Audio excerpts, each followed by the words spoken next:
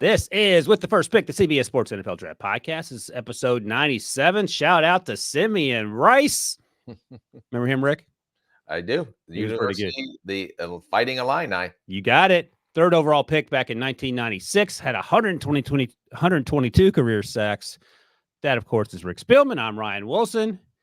And it's a special Wednesday edition of Popper Drop where we talk about our favorite quarterback.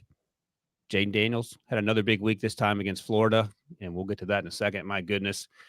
Rick and I did a HQ Spotlight on Tuesday, and Rick, I've never heard you gush so much about a fine young gentleman as you did about Jayden, who in recent weeks we started to talk about more, and he looks like he's had cut himself a season in terms of his NFL draft prospects. Yeah, and the way he's been playing, and just talking about a kid if you watched him at Arizona State and then watched him last year at LSU, he is one of the kids, regardless of a position, that made probably the most significant jump. You always see a couple of these guys during the year that make a significant jump.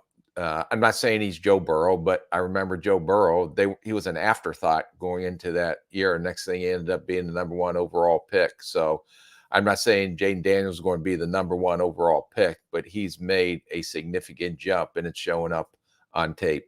Yeah, the thing about Joe Burrow, we talked to him at the Combine after that great year at LSU when it was clear that he was going to be one of the first players, if not the first player taken, is that he said mentally at Ohio State, I'm where I'm at now, but physically I wasn't. I needed to grow into my body and have my body catch up with my brain, and that certainly happened at LSU.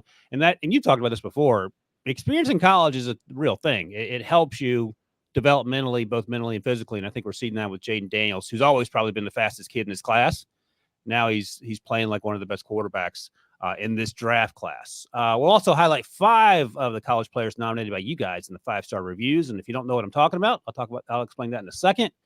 And like we always do, Rick, we'll look at the rookie QB performances from this past Sunday and rank our top 5 NFL rookies from week 11.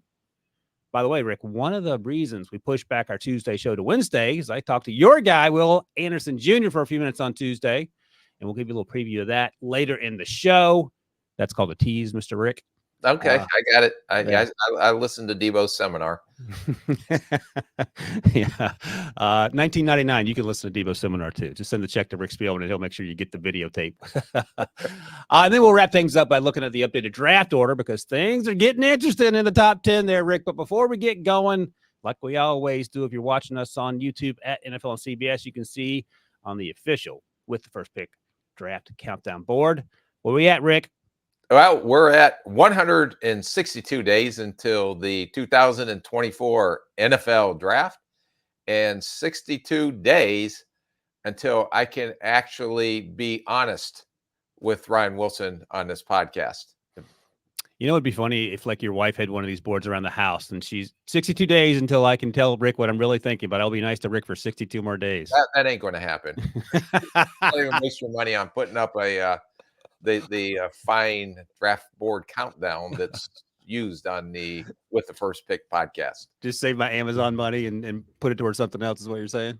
Yes. Yeah. And maybe we can get a sponsor that can give us a really fancy draft board. Yeah. Yeah. Look into that, Debo. You got nothing else to do. Like, you don't want to be a sellout. Don't be a sellout. Like, this works perfectly fine. That's true. Also, Rick, we're an upstart. We don't need to move into the big offices. And the next thing you know, we can't pay our rent. And then we got to be doing the podcast from the street corner. You got to save money for your trip to Eugene, Oregon to check out Bo Nix. Ooh. Oh, geez. All right. Debo sounds like the responsible parent all of a sudden. What world are we living in? Yeah. All right. So I mentioned it earlier, Rick, our 5-star review process. If you don't know what it means, it's this simple. Leave us a 5-star review on Apple Podcasts. Nominate FBS or FCS college player who is draft eligible, and we'll evaluate his draft prospects in an upcoming show. So we're going to hit a handful of those guys today. And finally, if you like what we do here, be sure to tell a friend. If one of your buddies has a team that's no good and they're already thinking about the 2024 NFL draft, this is the show for them. And if you don't mind while you're at it, take a second to hit the old thumbs up on YouTube at NFL and CBS. It's another way to help us grow the podcast and spread the word around the world, Rick. All right, let's do it. Let's get to it. What's Debo got first? Oh, how about that? We're talking about our buddy Jayden Daniels. 17-26 doesn't jump out at you, but the 372 passing yards does. The 3 touchdowns do, and the 12 rushes for 234 rushing yards and 2 more touchdowns also get your attention. We knew he could run, Jayden Daniels. We talked about that last week in terms of the Alabama game, but he took over this game from start to finish. And you and I were chatting yesterday.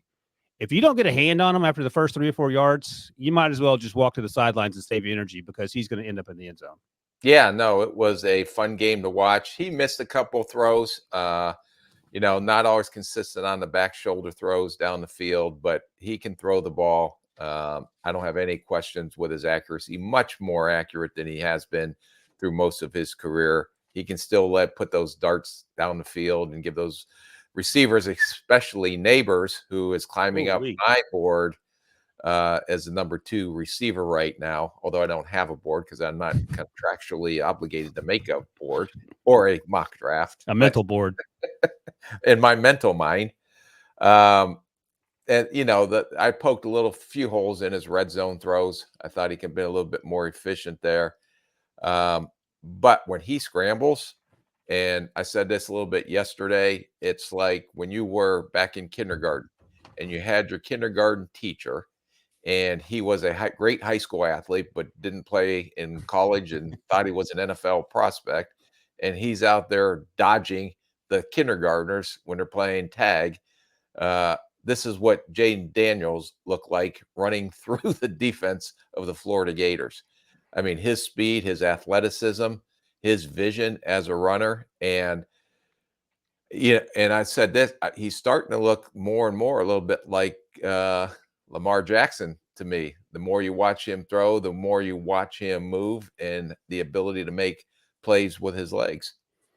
I wonder if you're a victim of Stockholm syndrome, where I just keep saying things over and over again, and you start to agree with it, even though you don't know you're agreeing with it. Because I mentioned Lamar hesitantly last week, and you didn't bite my head off. So we're making progress, Rick. At least for 62 more days.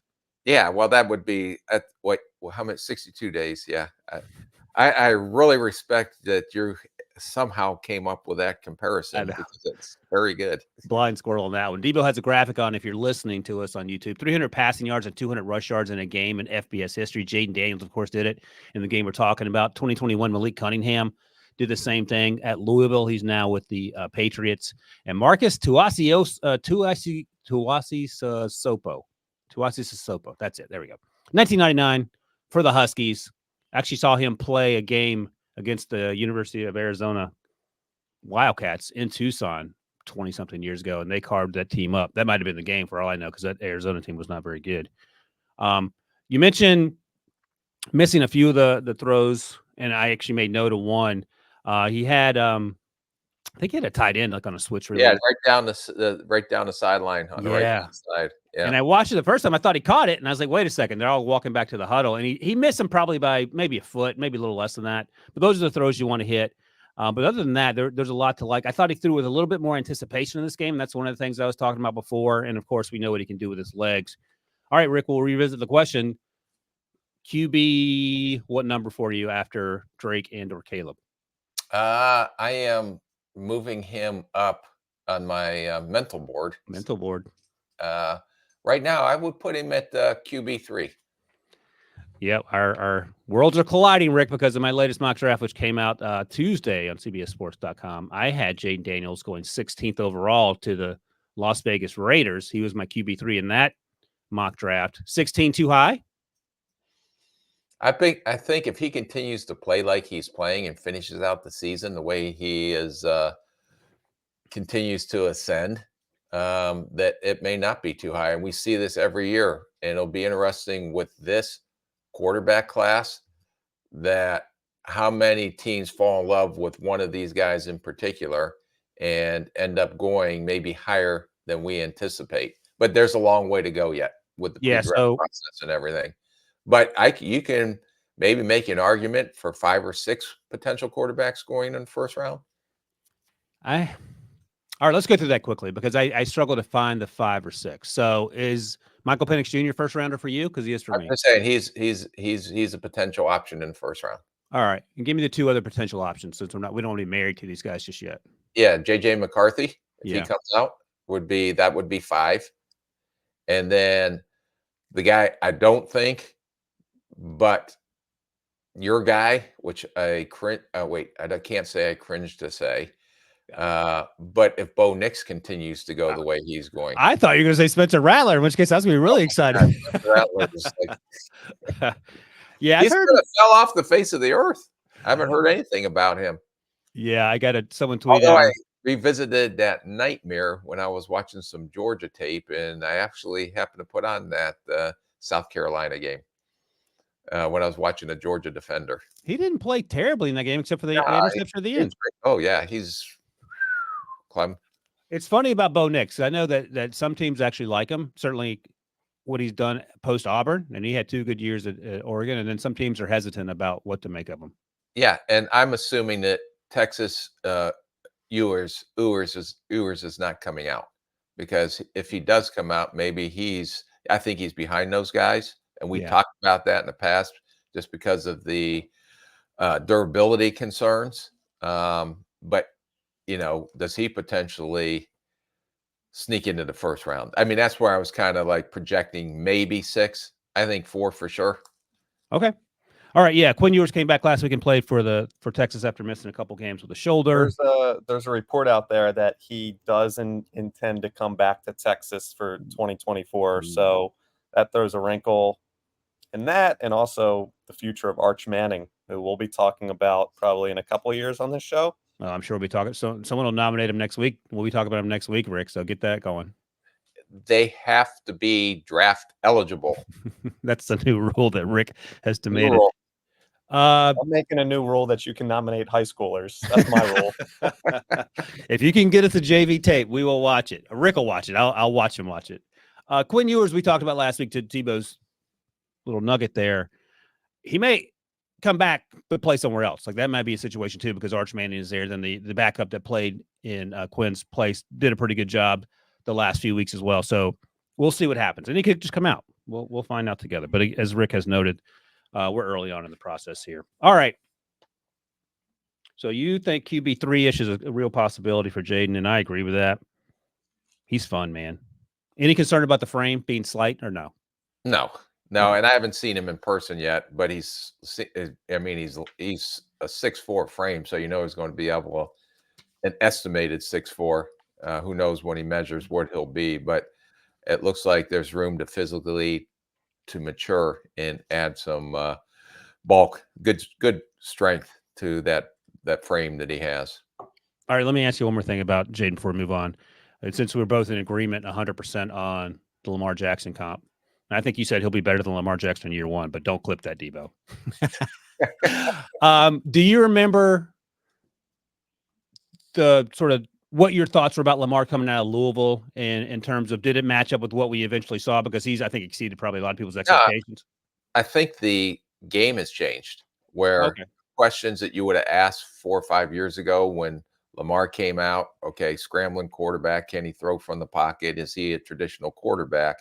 But now you're seeing all these quarterbacks that aren't traditional, that maybe they were 5 or 6 years ago, that these young offensive coordinators are using the skill set of the quarterback and adjusting their scheme accordingly to give them the best chance to have success, where you didn't see that in the past. Right. And I've been with coordinators that said, no, he's not going to fit our system. I know, but did you see him? He's a freak athlete. I know, but he's not going to fit our system. Okay, then we're not going to draft him. Gotcha.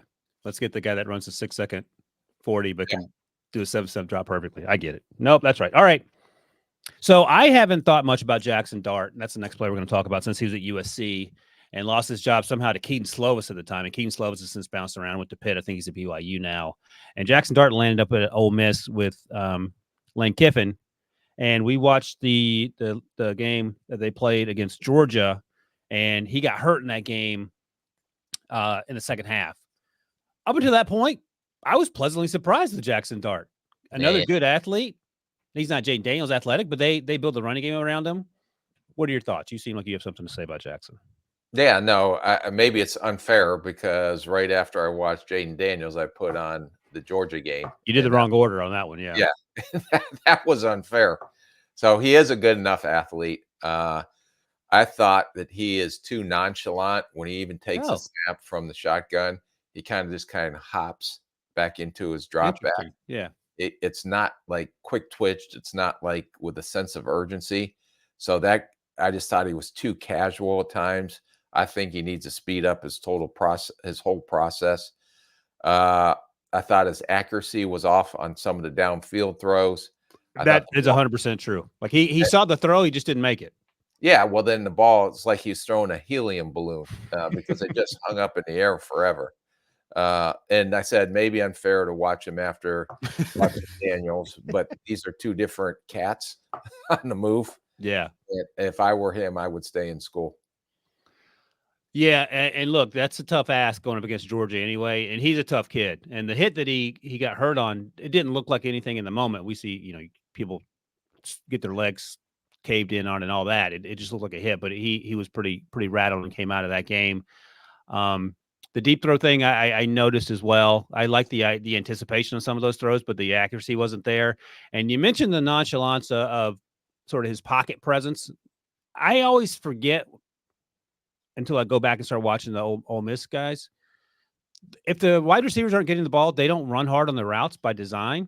And we've talked about this before, but it's so incredibly difficult to get a sense for what's going on when you have receivers just jogging, again, by design. And I would imagine some of that's to save their energy, but that's not helpful. I don't think that leaks over to the quarterback in terms of the nonchalance, but it popped into my mind as something to mention when trying to evaluate the Ole Miss prospects on offense, at least. Yeah, well, that has nothing to do with the guy getting the ball and showing a sense of urgency in the pocket. No, I know. I knew you were going to say that. That's why I was trying to make that clear, but didn't make it clear enough. No, all right. Still not. Oh, wait. Yes, you did. You made it very clear, Ryan, and I completely thank you for educating me on that. Did you treat people like this in Minnesota when you're busting their hump? I wasn't busting your hump. I can't do that for 62 more days. Oh, okay. I misunderstood. That was as hard as it is. I have a squeeze ball. You kill that thing, by the way. Great observation. That rattling you hear is my dog behind me having a grand old time. He's like your dogs, Rick. He just tries to get into the show every opportunity he can. Oh, by the way, because again, I can't keep on schedule here. Pop for Jayden. Yes. What do you want to do for Jackson? Drop. I wish we could do something in between, but you won't allow me to do that. I'll give him a drop because he missed some of those throws, but I appreciate the effort, and I actually like him. You think he should come back? He's probably undrafted free agent guy if he comes out, or do you think? Right now. Yeah, just I'd have to go back and study him further, but based off of that exposure, and I understand Georgia, but that's, they always have NFL dudes on that defense. Jaron Hall or Jackson Dart, just the exposure you've had to him in terms of coming out? It's unfair. I don't want it. Yeah, All that's unfair for me to. If I'm going to say something, I want to say it when I've completed my work. Clearly, Rick, you don't understand how the media works, but okay. You do you. All right, let's talk about Jackson's teammate, Ulysses Bentley IV. Didn't get a ton of touches here. He had 6 carries in this game, but he's a little pushed up. Debo, did you note in the homework assignment that you said 6 receptions for 23 yards? I did email or text you guys back on that. You texted I don't know, Ryan. It looks like 6 rush to me in the rundown. Oh, Mine says 6 receptions, 23 yards, unless REC dot means rush. See, Debo's not right. Debo's not in the. Debo's not in the 62-day category. No, he's got a different tote board.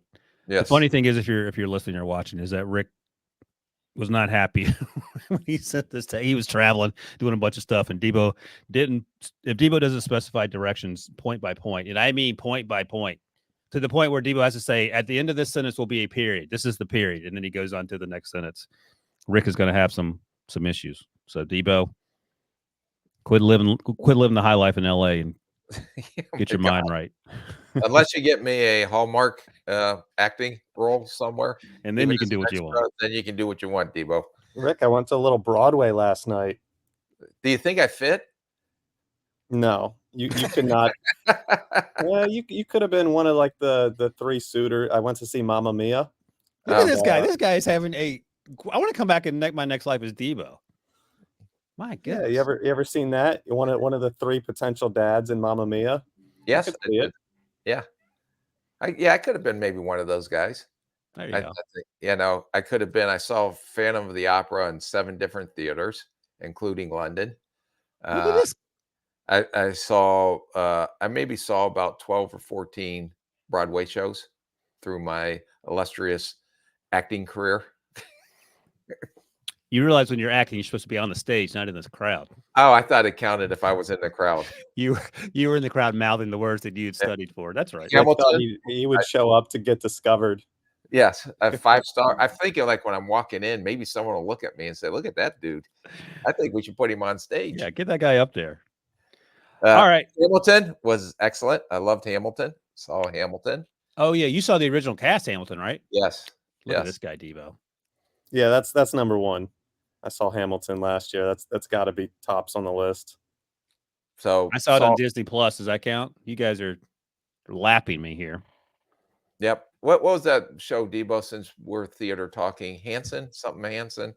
I thought that was good. That was Hanson Brothers reunion. That was good. No, and then everybody saw the Jersey Boys one. So yeah, it's just endless. Debo, we'll have to off the air. Let's talk about our Broadway. Dear I'm not going to sign up for Dear Evan Hansen. That was very good. Way too depressing for me. You need to appreciate that. Dear Evan Hansen, I did that one. Hey, I have a better idea. Why don't you and Debo start a theater pod? That could be something.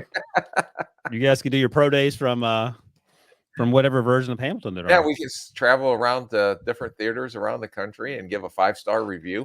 I would pay a lot of money to see you and Debo having to sit in those theater seats and give your little Siskel and Ebert reviews of all the theater productions. All right, here we go. Ulysses Bentley IV. Again, 6 touches, 6 specifically rushes in this game against Georgia. He was used early on, and then he wasn't using it until late in the game. They primarily relied on Quinshon Judkins, who got some work there. And but Benton does provide something as a kick returner.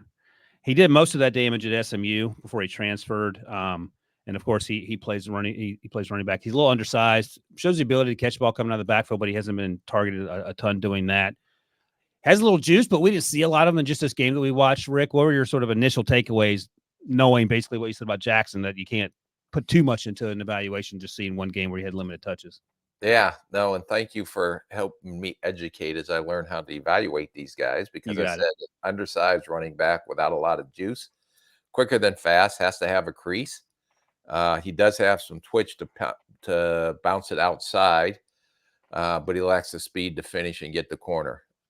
Instead of 6 receptions for 23 yards, he only had 1 catch this game, Debo, just for your information. And he'll stick his face in there in pass protection. But as I said here, watching this game, he is average as grits. Interesting, because I thought he was a little juicier than you seem to think he was in terms of getting to the perimeter. You didn't think he had the speed to do that consistently? No, not based off of this evaluation. Okay, fair enough. Let me see this one note here. I said it was a change of pace back with home run ability. You don't agree with that. Has kick return ability. Put up big numbers at SMU. 2 years, he had 4 in 2 years there, and Dallas had 4 games of over 140 rush yards. Only had 16 rushes at Ole Miss last season. But he had some pretty good games this year against Georgia Tech, LSU, Arkansas. So we'll go 2 back different animals when you watched Evans that came out last year. Was Evans? Yeah, that's right. And this guy, not comparable. In fact, last year, Judkins, the guy who got most of the workload on Saturday, was the one who was sharing carries primarily with Evans. Yeah, that's a good point. All right, next up, our guy, we've talked about him a couple times on the show. We'll talk about him once more. Kamren Kinchens. They played Florida State. So we'll do Kamren Kinchens and his teammate Leonard Taylor, who we talked about over the summer scouting, who plays on the inside. Played a lot of zero technique against Florida. Haven't seen him yet this year, so I was happy to see him. Get a chance to look at him again. You and I both have talked about Kamren Kinchens and what he does. Plays a lot of deep center field in both single high and 2 high safeties. He'll come down the hill and hit you in the run game. I don't want to call him a liability in coverage, but you got to make sure you put him in position to have success, because you can turn around in the middle of the field and get guys open that way. Leonard Taylor, I thought he started slow and got better. I was hoping to see a little bit more. I have to go back and look. I don't know if he plays primarily over the center all season. he played a little bit of 3 technique, played some 1, 2-eye, all the other stuff, but he was primarily over the center. So I want to see where they used him throughout the season, because last year he played a little bit more everywhere but over the center. But anyway, I thought he's athletic. He looks to me, does Leonard Taylor look undersized, or is it wearing the number 56? Because I thought he didn't look as big as perhaps I remember him looking. Yeah. Is it my turn? Yeah, go ahead. Okay. So let's go back to Kinchens, because we have to talk about Taylor. Everything that we've seen through the season, love the way he comes up and hit. I question his angle at times, because he played, when he's deep and closing, he tried to close on a glance route or a little seam route and overran it. Guesses, I think, at times when they play him over the slot. He's a great effort guy. There was a play in this last game against Florida State where they ran 2 slants and he was over the slot, and he jumped the outside slant, let the inside slant come free. And but he gave great effort to chase down from behind. The biggest, but that was a guess. That's the situation he's guessing. Yeah, he just guessed. It's the biggest question that teams are going to have on this kid is, can he play safety in the deep part of the field? Because if you're overrunning, or if he doesn't take the correct angle, we always thought the safety is the last line of defense. So they better be as sure tacklers as you can get, because if they miss, then it's usually a big play or a touchdown. So I think there's going to be, I love his toughness. I love the attitude he plays with. The biggest question is, in the deep half of the field, can he play in space?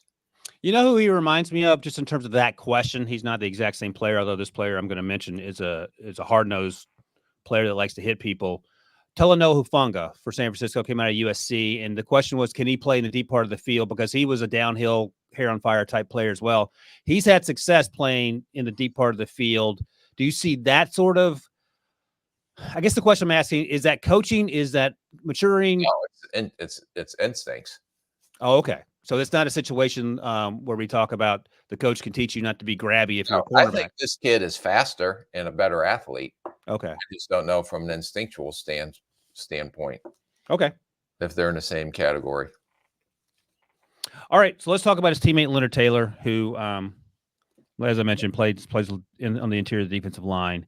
I thought he struggled early. I thought he got better later. Didn't flash as much as I was hoping, because we talked about him as a possible day 1, early day 2 guy. Now I'm sort of, I'll go watch more, but I'm sort of wondering where he's going to end up. Well, you're going to be a little disappointed, because I went back because it wasn't clear in the homework assignment. So I went back and did the whole season so far. You did? Oh, you did? Yeah, I did. Sweet mercy. All right. What'd you find out? So I thought this kid was disappointing off the tape in what I saw in 22. Okay. I think he plays with strength and power. He can anchor, not always consistent to get off the blocks. At times, he shows the quick twitch flashes that you seen last year, but at other times, it just doesn't look like he's the same athlete as I saw last year. He can wrap up in line. He was very disappointing to me as a pass rusher. Yeah. I didn't see the first step quickness I saw last year. And maybe it's because they have him like at a 0 or right on top of the center. Maybe he's better as a 3 tech. I thought he moved with much heavier legs. It just looks like he's sluggish. He does show power now. Now, if he gets an edge on one of those offensive linemen or gets on their shoulder, he has the power to work through and get to the quarterback. He only has 1 sack this season through 11 weeks. He had no effect on the quarterback when they played UNC and Drake May. He didn't have any effect on the quarterback, in my opinion, against Florida State. I don't know if he's playing heavier or if he's playing out of position at nose tackle, where he lined up most of the season. But I was disappointed, because I thought this kid was a really quick twitched athlete, a 3 technique. And I don't see that same twitch. I don't see that same athleticism that I saw last year in 22. And this is something that you would probably say if I prompted you to say it, but this is something that you had. This is why you have the area scouts talk to the team. Maybe he's hurt. Maybe there's all sorts of things. Who knows what's going on? Maybe, as we talked about last year with I know DK Uzama, maybe he's playing out of position. Maybe you want to move him to that 3 technique instead of having him play over the center. But as I looked through the notes just from this Florida State game, and that game was close. The freshman quarterback for Miami got hurt at the end. I think he broke his arm, as it turned out. Tyler Van Dyke came in, who had gotten benched and threw an interception in a pretty tough situation. But early in the game, as I mentioned, I thought that Taylor was too high in his pad level. He was getting pushed around, getting ear hold. Like, he was Cody Mock and Will Anderson was coming at him. And then I thought once he kept his pad level low, he was stout at the point. He was able to do some things that he wasn't doing earlier. Yeah, the one question that you'd want to find out after the season is what, from a technique standpoint, what are they asking him to do? Yeah. Because are they asking him to stay in there in 2 gap and hold the point, or does he have the ability on things that we saw last year that he can get upfield and penetrate as a 1 gap defensive lineman? So that's the biggest area that I would want to know from a football standpoint. Has anything from a schematic standpoint changed and what they're asking him to do? And I remember that being a talking point because I watched Rashawn Gary coming out of Michigan, and I just didn't get what the hype was with Rashawn Gary, and I was told that they're asking him to do things that don't highlight what he does best. Right. And you can even go back to Will Anderson. Now they're Yeah. letting his ears back. And, some people that evaluate draft on for CBS thought he Yeah. wasn't quick twitched, and now they put him in that wide 9 and tell him to pin his ears back and go. And it's 2 different athletes when you watch on tape with the Texans and what he did at Alabama last year. Not that he was a bad athlete. He was a really good athlete, but you got to understand what they're being asked to do before you make that judgment. All right, so let's wrap this up here. Ulysses Bentley, you got to pop or drop him just because that's he didn't even let me get the word out. All right. Yeah, I think it's a drop just from lack of touches and lack of production. Cam Kinchens. Drop. I'm going to give him a pop. I thought I like him, and I think his best football's ahead of him. I'll just save you the trouble of talking. Drop for Leonard Taylor. I would like to see more from Leonard. All right, and finally, sophomore out of Georgia, true sophomore, Malachi Starks. This is what put Rick over the edge because he is not draft eligible. That's why we had to tweak the rules. But hey, you guys work through the loopholes, and you asked for it, so you get it. So Malachi Starks, I didn't know he was just a true sophomore when I watched him. I was just watching him because Georgia always has a million dudes out there. And here's where I'll start. He looks like a grown man in the secondary. Good Lord, for being 18 or 19 or 20, whatever he is. I'll say this, though. When you stand him next to Javon Bullard, who was smaller, he is not nearly as twitchy, shifty, fluid. And that's okay. You don't have to be. But Javon Bullard had the interception in that game, and he was flashing a little bit more than Starks. But that's, again, not the end of the world. But I like Starks. And you look at if you're listening to us, Debo has the top prospects coming out of that class. Some guy named Travis Hunter was at the top as a 5-star. Debo's guy, Drew Aller, who is having a pretty tough go of it at Penn State, was also a 5-star. And then there's Malachi Starks, a 4th overall prospect in that class. So we'll talk about Starks more next year and the years to follow in terms of draft prospects. But what did you like about him as an athlete playing safety? I went back because I did my homework this time. So I watched all of his 2023 tape.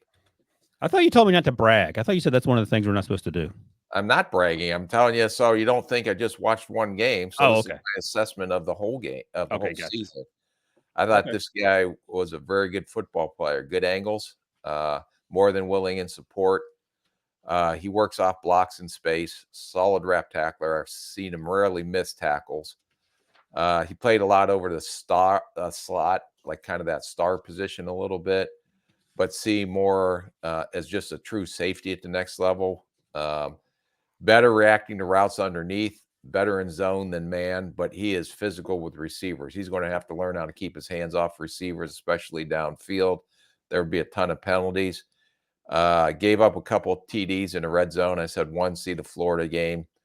Very good ball skills. Showed nice hands on a couple of interceptions. He had 2 interceptions. He was not a factor, and they rarely use him as a blitzer. But I just need to make sure of his speed. but I thought this guy was a really good football player, and we'll be talking about him as a prospect here in the future. Yeah, I finally found my notes on him. He was one that plays center field and loves to drive on those over routes in front of him, looking to smack somebody. And that sends a message, either subliminally if he doesn't hit you, or physically if he does end up meeting you with the ball. So I wonder if there's an opportunity to beat him deep. I don't know about the speed. I didn't see that. So you had a better sense of that since you watched every single snap going back to junior high school. So I applaud you for that. But I liked him too. I'm trying to think. So played a lot of free safety, some slot, as you mentioned, some strong safety. He was in the box. So they lined him up everywhere. And he's one of those guys that we're not on our radar just because he's not draft eligible, but he's not the one of the bigger names. But just goes to show you that Georgia has so many dudes everywhere. And I told you, like Georgia, Ohio State, Alabama. It's like watching Star Wars. There's 2,000 troopers and dressed in white walking out, and you blow the first 1,000 away. Well, there's 10,000 behind them that look exactly the same way and play the same way. It's funny you say that because I saw a clip from Nick Saban. I don't know if it's recent or from the past, but it was on the old internets talking about freshmen that don't get a chance to play and how it's not the end of the world. And he was going through what feels like millions of kids have gotten drafted from Alabama since he arrived there in 2007. And he said, let's say I got 45 guys that teams are interested in. I'm going to get 45 times 32 calls from the NFL teams, which works out to whatever that number is. Never once have I gotten a phone call where someone asked, how did this kid play as a freshman? No one cares. No. They just care that you become a better football player. And I think Nick's point is that you can become a better football player without playing all the time. And to your larger point, when you go to those schools, the Ohio States, the Alabamas, the Georgias, you may not play. But when you do, you'll be better prepared than had you just been thrown out there as an 18-year-old who weighs 165 pounds soaking wet. All right, that's my little spiel. Right, I thought this was interesting. Starks, the number 4 overall recruit in 2022, number 4 in 2021, also on this list. You want to take a guess? 2021. I can't even remember what draft class is. So that means they're draft eligible now? Yeah, of the guys we just talked about. Oh, on this list. He's on that list. Oh, all right. You want to guess, Rick? I think I know who it is. I'm going to throw. I'm going to say Leonard Taylor. Actually, it's not Jackson Dart because Jackson Dart was a junior in college in 2021. All right, yeah, I think it might be. I'll go with Rick. Is it Leonard? Yep, Leonard Taylor. You're pretty good at this, Rick. You should let me go first and say Jackson Dart when he was still at USC. Caleb Williams, number 8 in that class. Yeah, if you hear folks talk now, he's going to be the 8th overall pick. He's falling down the draft boards, Rick. That's the word on the street. I'd be happy as hell if I was sitting there at 8. All right. What do you want to give Malachi? We can give him a pop or drop, even though we're not going to tell you where he's getting drafted. Yeah, I'd give him a pop. I liked him. I did too. I'll give him a pop as well, and we'll give Javon Bullard an ancillary pop because he had a good game as well, and we'll be talking about him a lot more for sure. All right, let's take a quick break. When we come back, going to talk about these rookie quarterbacks, and maybe even talk a little bit about Will Anderson, the interview I had with him right after this. It's never too soon for college basketball. Don't miss the Baha Mar Hoops Bahamas Championship on CBS Sports Network. All right, Rick. Coleridge Bernard Stroud IV continues to be not only the best rookie quarterback, not only a top 10 quarterback, but let's listen to what our guy Will Anderson had to say about his teammate, CJ. CJ has the whole package, man. Like, I'm telling you, like, we'd be so happy on defense. Look at him like, hey, that's our quarterback right there. Like, he can zip that thing. Like, we got that. We straight. So having CJ here, man, it's a blessing to everybody in this organization, man. So that's your buddy, Will Anderson Jr. He missed seeing you yesterday, Rick, but he also went on to say that CJ would get his MVP vote right now if he had a vote for that. What do you think about CJ as a legit MVP candidate? Well, that's the thing. That's if he gets them in the playoffs, I guess my question is not because of the numbers he's throwing up, but why I would consider him MVP candidate is because of how he's won those last 2 games. And if he continues to come through in a critical situation of the game, because last week he threw that late interception in the 4th quarter and it didn't phase him. It's like he's a 10-year vet that's been through this 100 times. And it's almost like I got this.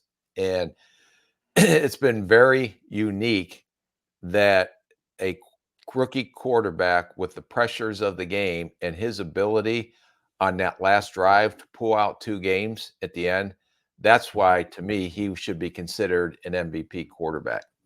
And by the way, you can check out that Will Anderson interview either in the podcast feed or on YouTube. And we talked about D'Amico Ryans. We talked about Nick Saban. We talked about the play that Rick and I talked about last week. I had him break that down where they did the end tackle stunt with Khalil Davis, and he earholed our guy Cody Mock, and they got a big sack late in that game against Tampa Bay 2 weeks ago. Talked about CJ, and then he talked a little bit about Dallas Turner, his former team at Alabama, who's going to be a first-round pick, and he gave us a little scouting report on his former teammate there. So that's fun. Check that out. But in terms of CJ, yeah, we talked about you early. I said Rick had a prior obligation. He is incredibly sorry that he missed you because I know he loves. You know what I told him? I said, Will, Rick loves you more than anyone at Alabama except Bryce Young. You're 1A, Bryce is 1, just so you know. But he was okay with that. But talking about CJ, so the numbers, in case you need to be refreshed: 23 of 39 for 356 yards, had a touchdown, had that interception that Rick talked about late in the game, deep in the end, that was almost a pick six. The Bengals ended up scoring and tying that game late. But CJ had the rushing touchdown. He did lose 2 fumbles, and he said afterwards he's got to do a better job of that. But he only has 2 interceptions on the season, which is hard to wrap your brain around. Noah Brown continues to be one of the best players in the NFL, so refinding himself in Houston after early seasons in Dallas. There was a throw in that game that I'm still trying to figure out. I don't know if the NFL has apologized yet, but he threw the high back 5 back of the end zone to Robert Woods. Robert Woods wasn't out of bounds. They called him out of bounds, didn't reestablish or whatever the rule is, and they took that touchdown away. That was an amazing throw. Yeah, no, it's incredible what he's doing. And if you're watching on YouTube, I'm sorry, Ryan, I had to. Oh, yeah, go ahead. I missed that. And you see Debo put up the odds. CJ Stroud is now plus 2,000. What does that mean to you? That means that I'm going to give Debo $1. So if he does win, it's worth the $1 investment. So I can win $2,000 if he does end up being the MVP. There you go. Good job. So he is just behind Joe Burrow. Who's he just ahead of there? Oh, just ahead of Brock Purdy. And the list from top to CJ is Patrick, Jalen, Tua, Lamar, Joe Burrow, and then CJ, which is pretty incredible. I think before, according to our buddy Will Brinson of the Pick Six podcast, before this game against Cincinnati in Week 10, the odds were 40-1. So they are dropping like a rock, Rick. That's plus 4,000. I think that's the math on that. So he is proving to be truly special. Hey, Debo, can you put $1 on for me, and then I'll split it with you? If we win the plus 2,000, it's 1,000 each. And then I'll take the $1 hit. So that would be sports gambling not legal out here in La La Land, but when I get back to Pennsylvania, I'll place that bet for you. Okay. That definitely means he's been gambling. He just wants to be on record as saying he's not gambling. Yeah, well, I don't, as you know, I don't know a lot about gambling, although it's hard to tell. Yeah, it is. But I did. Someone asked me, "Do you want?" I have a guy. He goes, "Just bet $10 bet." So you know what bet I took this week? Oh, $10? What? I took the under in the Rutgers Iowa game at 28. Debo, he went all in. He didn't do a popular. So this guy told you to take the under. Or do you have a sense that they were going to score a few points? No, he said he says this is crazy. No one is under 28. And I said, take the under. I said, I'll put $10 on for me and take the under. What was the payout? Do you know? Well, I don't understand it. Yeah. Because he was trying to explain to me, if I put $10, then I win $10. Then did I actually win anything? I could. Yeah, that would have been, even minus 110 odds, Ryan. It was just right. Okay. That was the actual total on the game, and I believe 22-0 was the final score on that one. Oh, you won that one. Holy moly. Yeah, so apparently I didn't win anything because I said I bet $10 and I won $10. You get $10 back. You get 10 plus 10. So I get what? 20. You bet 10 to win 20. You doubled your money. Okay. What happened to $10? Like, so if I gave the guy $10, does he give me a $20 bill back? In your internet account, yes. I don't think he comes to your house and hands you a $20 bill. Is that right, Debo? That sounds right? Yes, for the purposes of this conversation, Thank you. that's correct. It's like we're trying to explain rocket science to a toddler. Yeah, sure. The rocket goes up, it comes down. Okay. All right, so yeah, CJ is the easy one for me here. I don't think you would have any pushback. I mean, I don't even want to ask this stupid question. The turnovers happen. It's part of the NFL. There's no concerns there with you don't want him to throw that interception late. The fumbles I get, but it's hard to be upset with what he's doing, right? No. Yeah. I would bench him according to you. Yeah, right. Yeah. Bench him. I don't even know who the backup is there now. I can't remember. Whoever it is, he should be playing. That's all I'm saying. Him. Oh, Case, your guy Case. Good thing they didn't take my advice, the Vikings, and trade for him. Yeah. How about not that we're on this podcast, but just a real quick nugget is, and I was just on another show. The man who never sleeps. If with the news coming out on Deshaun Watson today. Okay, yeah. So let's give some background. What is the exact injury? I didn't see it. I just saw the headline. Well, apparently he had a high ankle sprain in that game, and he had, I think, a fracture in his scapula, which is a new injury in his throwing shoulder. So, geez. Okay, so that's serious. Yeah, and I'm just reading quick stuff quickly here, but he's done for the year.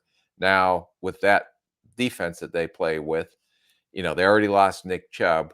They're going to have to play great defense and run the ball and control the clock. Maybe not this week because they're playing the Steelers. And the Steelers stink on offense. How dare you? Well, I shouldn't say stink. They're not very good. They stink, but go ahead. But here is this question, and Mike Tannenbaum brought this up. What if Cleveland did not trade Josh Dobbs before the season? He would be their starting quarterback. Would you feel a lot better in Cleveland right now? Oh, of course. PJ Walker. So PJ Walker, or there's some conversation that our guy Dorian Thompson-Robinson might get another start. They might go back to him after he had a tough go of it in his debut as a rookie regular season game against the Ravens, I believe. He looked good in the preseason. We talked about him there. But the answer is Josh Dobbs. And here, I'll take it a step further. As a Steelers fan, I'm thinking maybe the Steelers should have kept Josh Dobbs because maybe the Titans, maybe wherever he's been traveling. Yeah, Arizona I get on some level because Kyler was going to play. But yeah, absolutely. All right.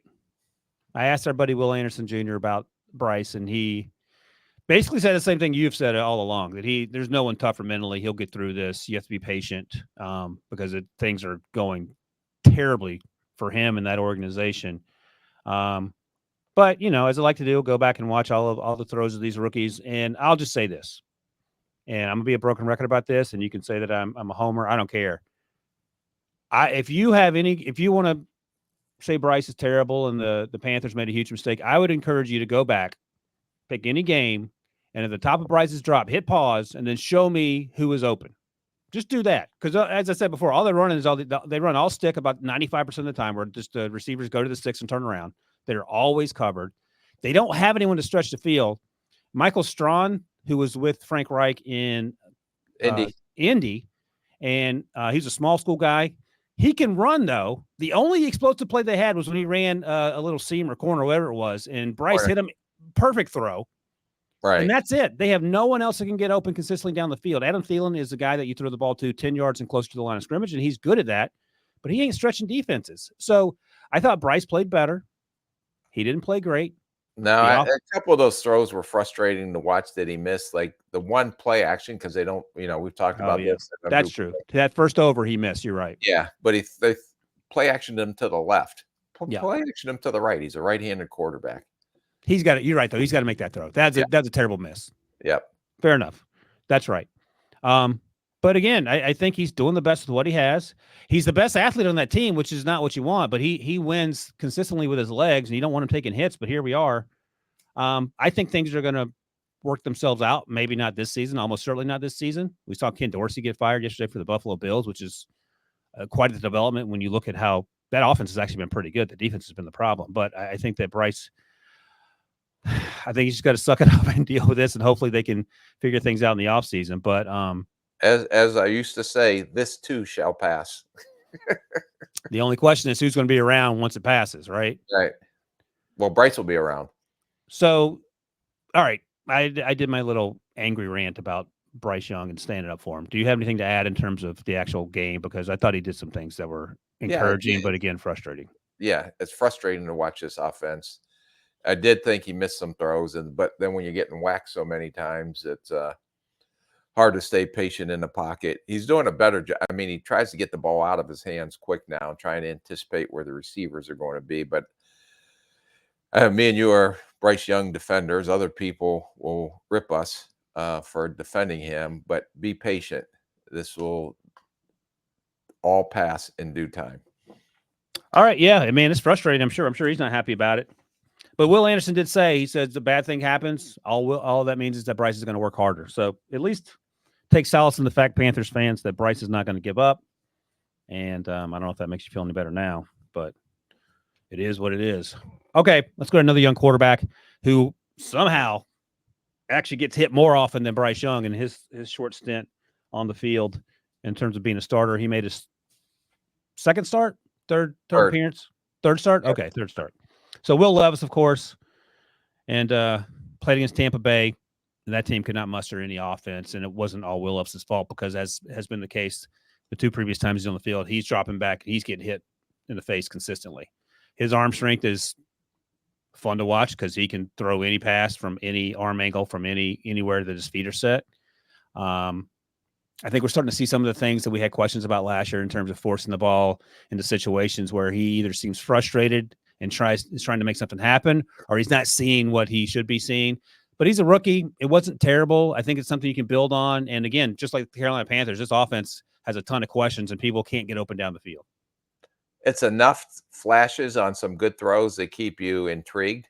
Yeah. But I thought there could have been 3 more interceptions this game because when he unleashes the beast of an arm that he has, that ball careens everywhere. It's like watching a Debo won't know this. Remember when there was a pinball, when a ball come down? Yeah, and it gets caught up in the little bumper things. Yeah, and they just pop all around. That ball's flying everywhere because it's careening off of receivers' hands, DB's hands. It's it's the thing we talked about was the touch. But teams after that first game, teams are putting some safeties behind them right now, and that I won't call it like a cover 2, so they're not getting the same looks on deep throws as they did in that first game. I believe it was against Atlanta. Mm-hmm. So now they're trying to take away some of those deep throws because they really don't have anyone to stretch the field. No. And now they're making him play quarterback from the pocket, and now you're seeing a rookie trying to play quarterback from the pocket and getting hit a lot. I mean, Vita Vea, when he came through, Dillard is at their left tackle. That was kind of hard to watch. That Debo's guy, Andre Dillard, who the knock on him was he couldn't anchor, and still can't. You mentioned the pinball effect. Sometimes the Chigaquanquo got hit in the hands in the end zone on one of those throws. Yeah. Is that on Will? Because I feel like Chig has to catch that ball. No, they have to catch the ball, but they got to know that this dude has a rocket for an arm and it's coming. Right. Exactly. It's coming. Because he had to squeeze between 2 defenders who were on each side of Chig. It's a good throw, but I'm just saying those balls, there were 2 or 3 of them in this game that could have been intercepted very easily beside the one when they threw it up for grabs when he got hit. Right. Okay. I'm going to ask this quickly since we're sort of talking about strong arm quarterbacks who aren't always getting helped. It reminded me of the Josh Allen, the first interception on Monday night that went through Gabe Davis's hands that was in fact intercepted, and then subsequently, 12 hours later, 18 hours later, Ken Dorsey got fired. I just want to ask you specifically, like, how does that conversation happen when Rick Spielman was the general manager? Does the coach come to you and say, I need to fire this guy? Are you saying we got to fire this guy? Like, how does that come about? It's all, to me, it's the head coach's decision. He puts his staff together. I only had one experience. I experienced that when Mike Zimmer fired John DeFilippo in the middle of the season. Yeah. So coach came in and talked to me and said that was his decision, let the ownership know. And then Pat Shurmur became the offensive coordinator after that. So, but yeah, that is the those are all head coaching decisions. And usually you have a meeting with the general manager, the ownership, head coaches explaining why we need to go. In Buffalo, if you want to call them in this proverbial Super Bowl window, the change Sean McDermott felt had to be made. And Joe Brady now will be the new offensive coordinator. And it's going to be tough sledding this week because they're going against a very good Jets defense. So, and a team that Josh Allen can't beat. So you don't just throw out the playbook and just say, okay, here's a new 250,000 page playbook. Start studying it. We got to play. You got to use this. They'll take the scheme and make some adjustments accordingly onto what Joe thinks need to be made. And so it'll be interesting to watch that game now with a new offensive coordinator. And if you see a different result, it just looks like, I don't want to call it painful, but there's just no rhythm. It just seems forced when you watch the Buffalo Bills right now. It's a weird thing to see James Cook get benched after the first fumble. I would imagine they benched him on purpose because when he came back late second quarter, early third quarter, he was the best player on the field. And it just makes you think. And then he fumbled again. But he caught that one. So that's okay. Would it ever be a situation where the coach wants to fire an assistant and you might say, let's not do it? Or are you just going to? No, I'm always going to defer to the coach because, but the one thing, they're still going to get paid. Oh, right. You do have to consider that because. Yeah. So those are the things that you talk through the ownership with. But where Buffalo is as a football team right now, and, when does this window close? It may not for a while just because they have Josh Allen. But if they want to make a run this year, it was a decision that Sean McDermott thought needed to be made. All right. Fun fact, Sean McDermott and Joe Brady both went to college William & Mary. Is that where you went? Yeah. Okay. I went to school with Sean McDermott. Yeah, I'm sure he remembers you. He did the first time and when he was the DC at Carolina. The second time he didn't. Once he got big time, he forgot who I was. But hey, I get it. Although I have this memorable face, it's really weird that he didn't remember me. All right, let's talk about the top 5 rookies. Oh, let's talk quickly about Aiden O'Connell. Sorry. This thing's running long. I'm asking all these questions. So Aiden O'Connell did a much better job in round 2 for a bunch of different reasons. Managed that offense. Antonio Pierce is now 2-0 as the interim head coach. The last head coach to go 2-0, Rich Bisaccia, Raiders, didn't get the job. So maybe we'll see if Mark Davis learns a lesson from that. But Aiden O'Connell's future, because we talk a lot when we talk about these quarterbacks in this draft class, guys that can come in, be backups, spot starters, and have success. Aiden O'Connell feels like he has an opportunity to be that guy. Maybe not this year, but down the road, a guy who can be in the league 7, 8, 9 years as a spot starter. As a spot starter, not as a full 16-game starter, because most part he makes good decisions. That he's limited from an athletic standpoint, through the poor interception in the middle of the field, which he should have never thrown. But in order for him to have success, they need a very strong run game and a supporting cast around him and go out there and manage the game.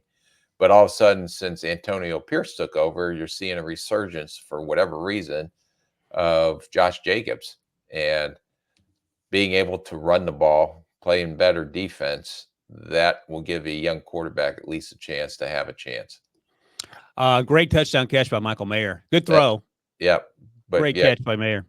Yep, in the end zone. Also, he probably won't be a Hall of Famer, Aiden O'Connell. Hall of Fame mustache. He looked like Rick Spielman in the picture with you and your brother there at training camp. That was a Hall of Fame mustache.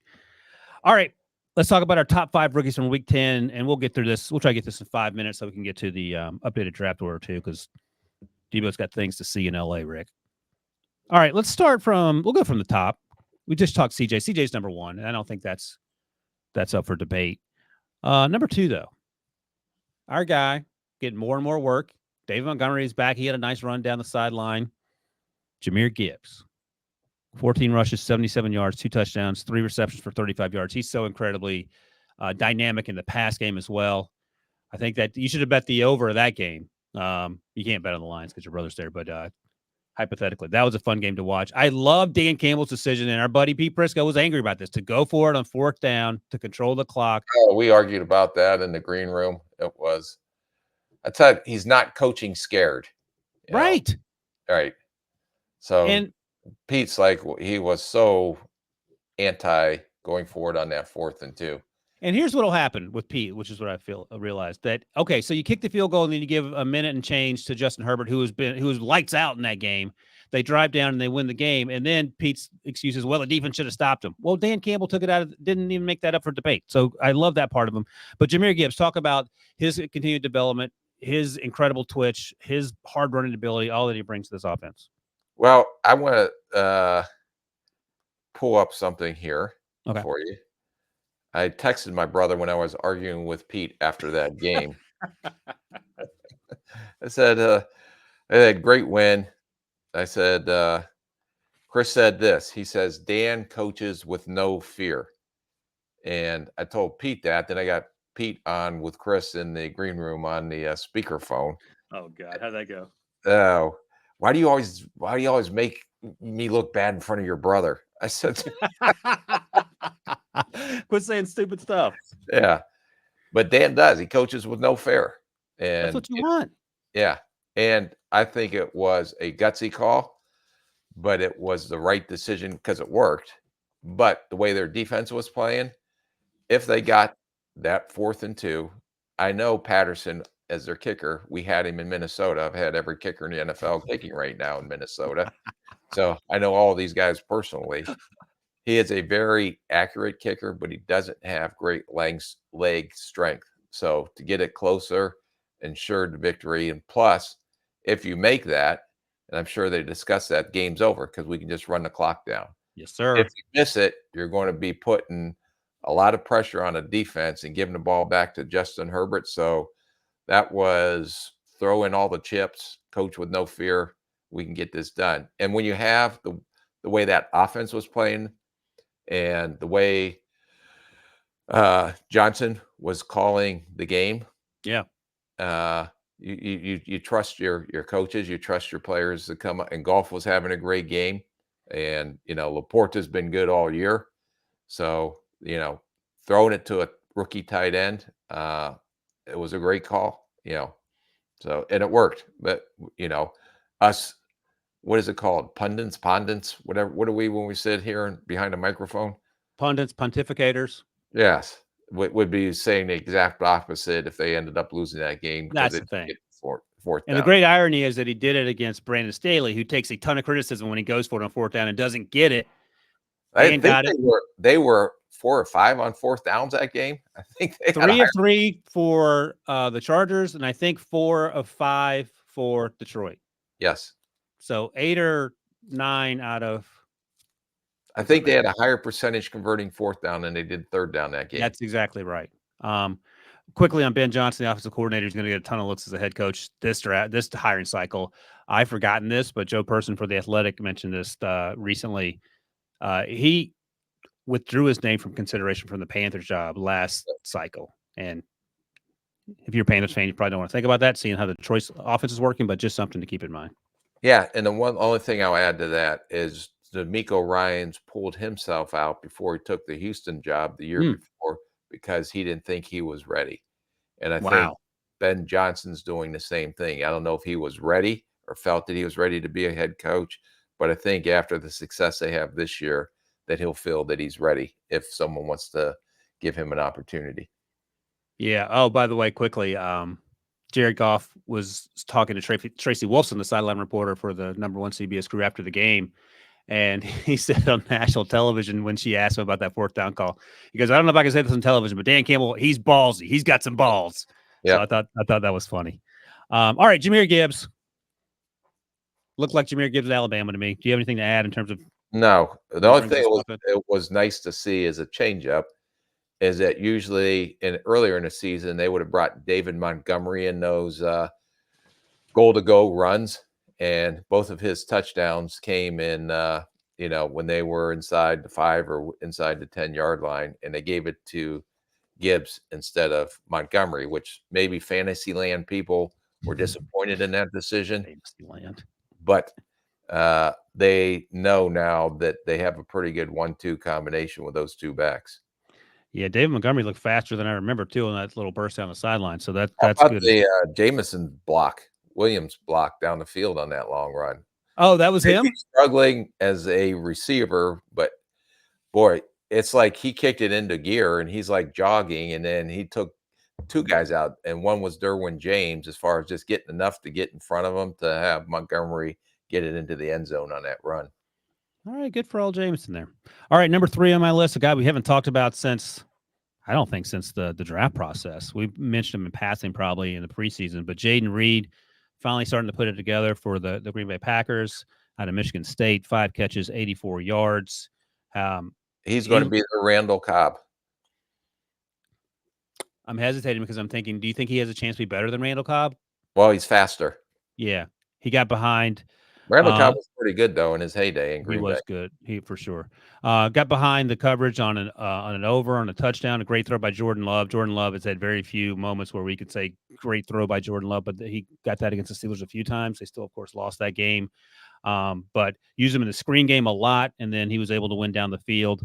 Played in the slot. They would motion him around, lined up outside, so they're moving all over the place. And Christian Watson continues to be not as consistent as I would like. Yeah, I didn't want to say that word. Maybe his hamstring isn't 100%. I don't know, but he needs to step up. But in the meantime, we're seeing more for Jayden Reed, and that's been fun to watch. Musgrave, who we have talked about before, had a few plays as well, the tight end who was drafted in the second round as well. I agree. Number 4, Bijan. Bijan's finally back on the field. Seems like, I don't know if he hit a rookie wall. I don't even know if we're at that point in the conversation. But Arthur Smith wall. Yeah, Arthur Smith. Maybe that's a more apt description. I don't get that, but I don't get a lot of things. I don't know why you wouldn't be playing Bijan more often. But he had 22 rushes for 95 yards. Did have a touchdown, 1 catch for 11. He doesn't look to be as explosive. Have the explosive opportunities he had early in the season. Maybe defenses are having 8 guys in the line around the line of scrimmage now. The ball. He'll make his plays. Just keep feeding the man the ball. I think don't overthink it. I think you're right. Yeah. Because we saw the flashes of him hitting the hold and then dragging people down the line of scrimmage. All right, fair enough. Amazing. They actually gave him the ball at the 5-yard line, and the guy can actually run into the end zone because he's faster than everybody. Yeah, I know. I'm just. It seems like sometimes we try to overthink things and complicate things for no reason. Bijan's a simple one. It is frustrating that the offense has the players that they have at the skill positions and they're not explosive. Part of that's the quarterback situation, but we'll talk about that at some other point. And finally, a fine young man we have yet to discuss out of Liberty, day 3 pick for the Patriots. The Patriots' best wide receiver on the roster. He was the twitchiest wide receiver on the roster when everyone was healthy back in training camp. Demario Douglas, 6 catches, 84 yards. Has a little Jayden Reed in this game. I think he's a little twitchier than Jayden Reed. Not as big. I agree. But don't forget some of those yards, and I like him. I think he's the only guy that has any type of juice on the offense, regardless of position. But some of those were garbage yards when Indy went back all the way to the end zone 2 minutes before the half, and he ran for about 40 of them. But good little slot makes him. He just needs to get stronger. Yeah, you can see him when he gets wired up with the defenders, but he's the only guy that has juice on that offense. And again, that's a problem for an offense like that. That's a problem for an offense like Carolina. That's a problem for an offense like Tennessee. And it makes me wonder if we'll see a push towards drafting. You're not going to find this exact person, but this body type and the sort of the resume, like a Tank Dell type. Are we going to see smaller, twitchier wide receivers who can get open, see their draft stock rise in terms of how many of these guys get drafted because the big lumbering wide receivers that struggle to get open don't help you? I think that's already started to trend, but I think when you see these guys, that will be those are great Friday picks. I think that's where you get these guys. All right, that's it for our top 5: CJ, Jameer, Jayden Reed, Bijan, and Demario Douglas. Going to take a quick break, and when we come back, we're going to look at the updated 2024 NFL draft order right after this. A game of honor. The Army-Navy game presented by USAA. Saturday, December 9th on CBS and streaming on Paramount+. All right, fellas. We're back. I'm including Debo as the fellas. So, Debo, I'm just double-checking the draft order. I think that I'm looking at the Tankathon one. I think that the Patriots currently have the number 3 pick, and then the Cardinals are 4. unless I'm mislooking at something. So I'm going to go with that. That is correct. Okay. All right. So I'll double check. All right. So I'll just read off the top 10 for people who are listening.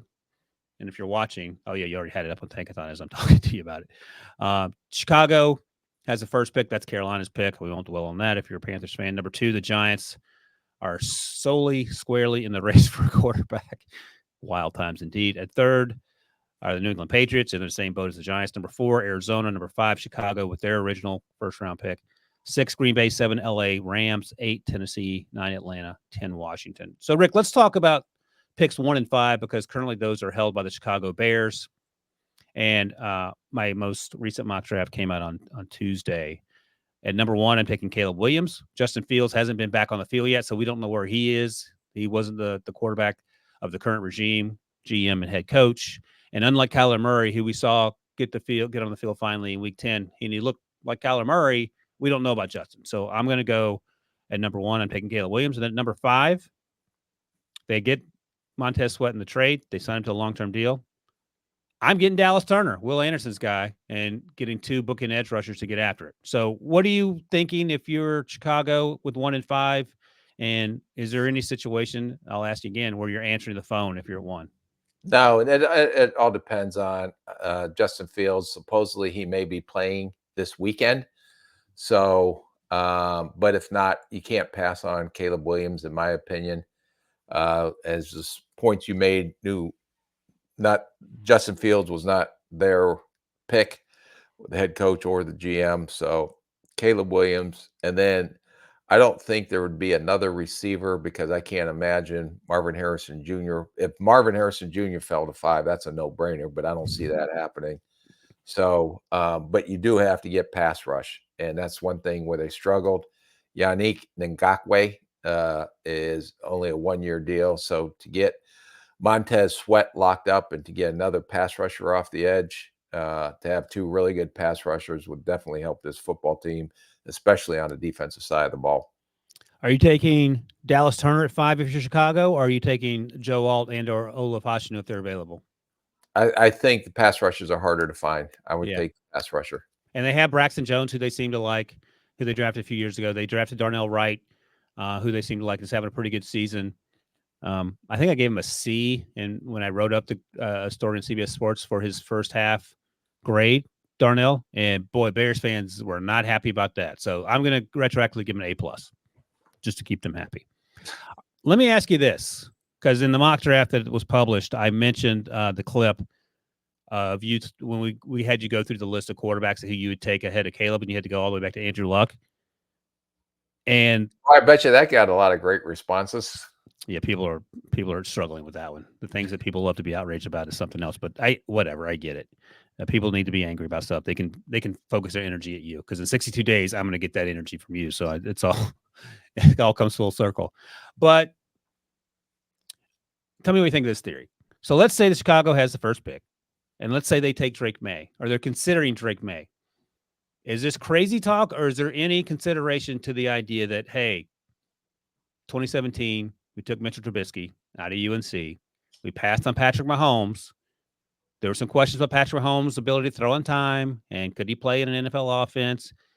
Are we at all concerned about making that same mistake and having to answer PR-wise, fan-wise, to a bunch of angry folks if we take the wrong guy? Is that a conversation you have?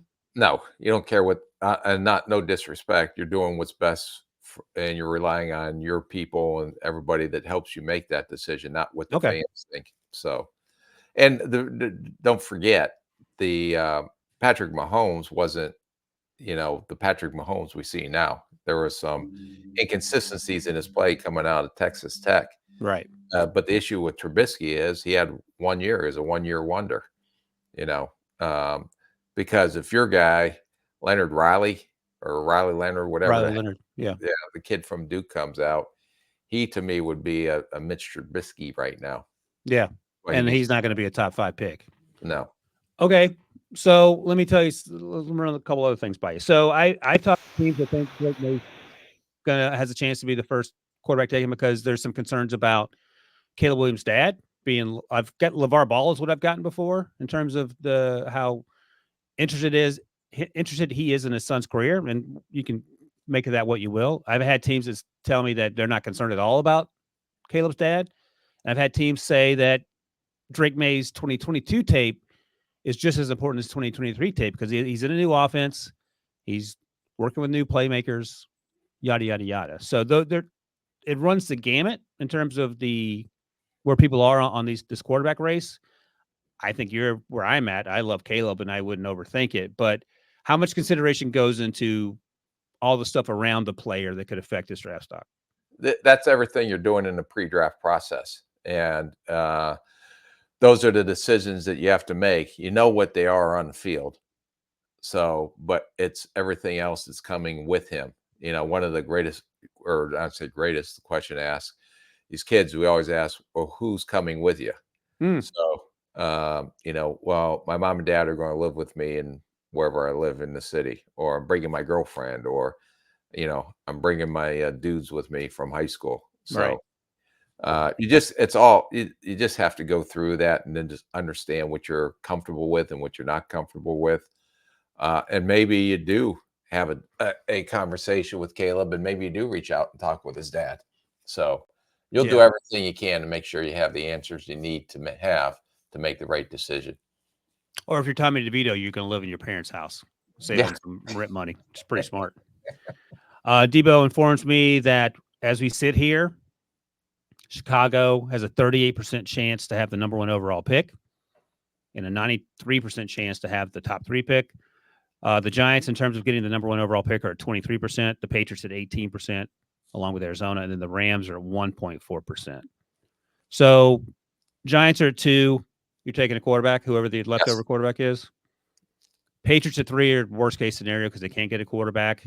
Are you mortgaging any parts of the future to try to get into 1 or 2? If you have that strong a feeling, because they need a quarterback, there's no question about that. But we had a disagreement yesterday on Spotlight that if they got stuck, you took the Fashanu, the tackle from Penn State, and I said, how can you pass on a generational receiver like Marvin Harrison Jr. at Ohio State? You actually changed my mind in the middle of that segment. I agree with you after I give some thought because, as I mentioned, you drafted Justin Jefferson, game changer. Jamar Chase in Cincy, game changer. Steph Diggs, the other guy he drafted once he went to Buffalo, game changer. So you can find offensive tackles, maybe not at the level of Joe Alt or Fashanu, but you're not going to find Marvin Harrison Jr. anywhere else except at Marvin Harrison Jr.'s house. Yep. So, all right.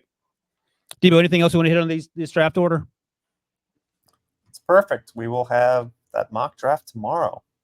All right, there we go. That's it. Oh, are we doing homework for it, or are we just going in blind? No homework.